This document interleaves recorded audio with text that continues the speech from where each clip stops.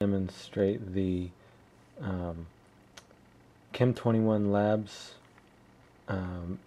conversion map, and I'll just do an example problem here. It says to convert 5.23 times 10 to the 14th nanometers of substance A, cubic nanometers that is, to cubic inches. Okay, so that's what we're wanting to do, cubic nanometers to cubic inches.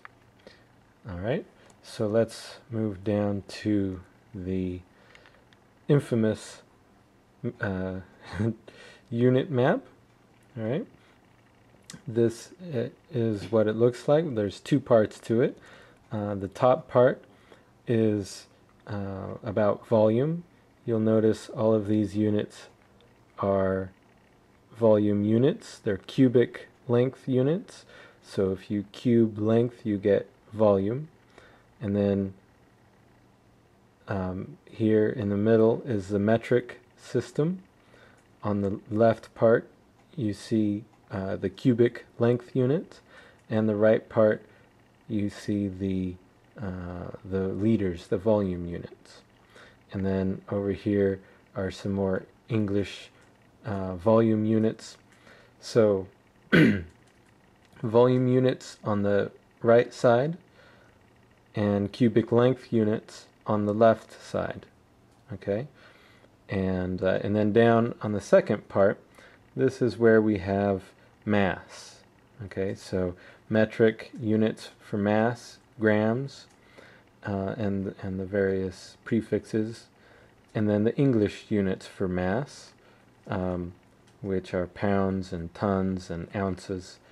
Okay, do take note that the English unit of mass, the ounce, okay, is not to be confused with the English volume unit, the ounce. Okay, there's a fluid ounce, that's for volume, and there is a mass ounce for mass. Okay, and you'll notice it says density in there because density is mass divided by volume, and so the density is your link between the volume table and the mass table.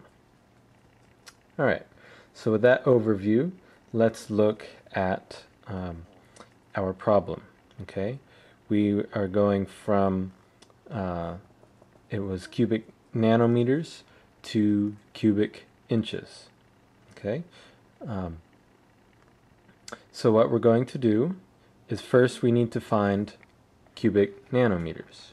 Alright, and if you look here, there they are. Now the first step, we're going to click on the unit itself, not on any box. Okay, first we're going to click on the unit, and you'll notice it highlights it in yellow. Okay, now we need to find a map. We need to map our way over to our end units. In this case, I'm wanting to go over to cubic inches. Alright, so in order to get there, I need to go down and around and through over to cubic inches. Alright, so the way this works is for each road, okay, the arrows are like your road, and then here's your stop. Alright, think of it like a bus stop. You go down here, all of these, this whole set, they all stop at this bus stop. Okay, so that's the first place we have to stop. And when we click on that, notice we're clicking on the B, on the box, not on the unit. We only click on the unit with the first one. Then we click on the stop, the box. Okay, so now we go to our next stop. Alright, if we were going to cubic angstroms, we'd go up there, but we're not. We're going to cubic inches. Alright, so in order to get down here, we have to go through cubic centimeters, and that's where this is pointing. These two arrows are pointing to the cubic centimeters or milliliters, and those are together because 1 cubic centimeter equals 1 milliliter. All right. So the first thing we need to do is go up to here, and then we get to that box. That's our next stop. You click on the box, and you'll notice it highlights our units, both the cubic centimeters and the milliliters. If we were going over to the regular volume units, we would go through milliliters. But we're going over to cubic inch units, and so our last stop is going down to the end over here, and we click on that B, and it highlights our cubic inches. All right, so that let's see, if we look down, we scroll down below, okay, just below this, it has mapped out what we just told it. Okay, every time we clicked, when we made our first click, it put this part here, our cubic nanometers.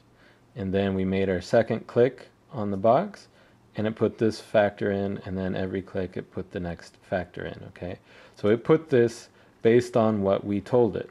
If we told it something wrong, it'll put something wrong here, and so you need to go to this and check it. Make sure all of our train cars are connected. Okay, so we have nanometers cubed up on top. We have it on the bottom. Meters cubed, centimeters cubed, and you notice it shows us that this is also milliliters. We have that on the bottom there, and we go up to cubic inches, all right, which is what we're looking for. So it looks like we have everything okay there.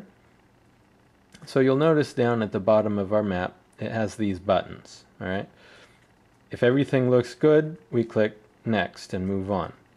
If something doesn't look good, unfortunately there's no undo. Once you click on something wrong, you have to click reset and then go back and do all of it over again. Okay, and I'll look at another example that uses 2 units at a later time, but for now, since we're done with this part, let's click on next, and it brings us to the next screen. Okay, so here is where it's going to allow us to